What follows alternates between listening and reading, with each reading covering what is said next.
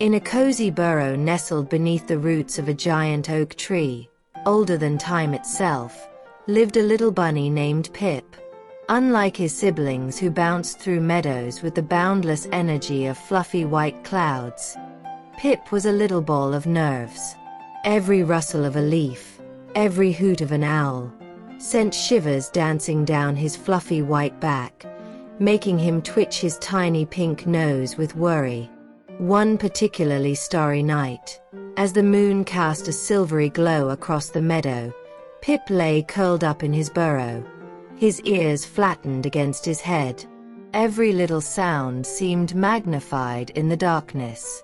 The wind whispered secrets through the leaves, sounding suspiciously like a giant whispering about its next meal, which Pip, in his overactive imagination, was sure would be him. A cricket chirped its nightly song, but to Pip, it sounded like a monstrous spider cackling about catching unsuspecting bunnies in its sticky web.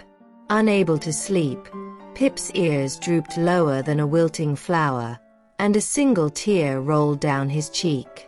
It landed with a soft plop on a tiny glowing ladybug perched on a mushroom right next to his burrow. This wasn't any ordinary ladybug, though. Her wings shimmered with a soft, milky light, like a miniature moonbeam dancing on the forest floor. The ladybug, startled by the tiny plop, turned her head and saw Pip's glistening tear. "Why the sad face, little one?" she asked, her voice as gentle as a lullaby whispered on the wind. Pip sniffled, his nose twitching uncontrollably. I can't sleep," he stammered, his voice barely a whisper. "The night noises are too scary." The ladybug, introducing herself as Luna, chuckled softly, a sound like wind chimes tinkling in a gentle breeze. It was a sound so calming that Pip felt his tense whiskers relax a tiny bit. "But those aren't scary noises, little Pip," Luna explained, her voice filled with warmth. "They're the sounds of the night saying good night." Pip, his brow furrowed in confusion, tilted his head. "They are," Luna explained patiently. "The wind rustling the leaves. Those are the trees whispering secrets to the sleepy moon. The hoot of the owl? That's a lullaby for his owlets tucked snugly in their nest."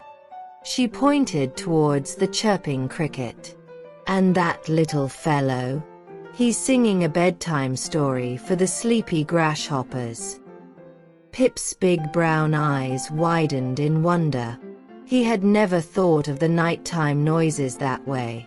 Luna then spread her beautiful wings, their soft glow bathing the burrow in a calming light. "See this light?" she asked, her voice a soothing melody. "It's the night's gentle glow, a reminder that even in the darkness, there's always a soft light to guide you." Pip watched mesmerized as Luna fluttered around the burrow, her light chasing away the shadows and painting dancing patterns on the walls. He felt a sense of calm wash over him, replacing his fear with a sense of peace. The wind outside no longer sounded like a hungry monster, but a gentle giant whispering secrets to the moon. The owl's hoot became a soothing lullaby, and the cricket's chirp, a sweet bedtime story. From that night on, whenever Pip felt scared of the nighttime noises, he would remember Luna's words. He would close his eyes and listen closely. He would imagine the wind singing him a lullaby, the owl tucking its owlets in for the night, and the crickets whispering stories of sleepy meadows. And as he nestled comfortably in his burrow, he would look for Luna's soft, glowing light, a tiny beacon reminding him that he wasn't alone, and that even the darkest nights held a gentle magic to help him sleep soundly. So, close your eyes now, little ones, and listen for the sounds of the night saying good night. Remember Pip and Luna, and remember that even in the darkness, there's always a soft light to guide you to peaceful dreams.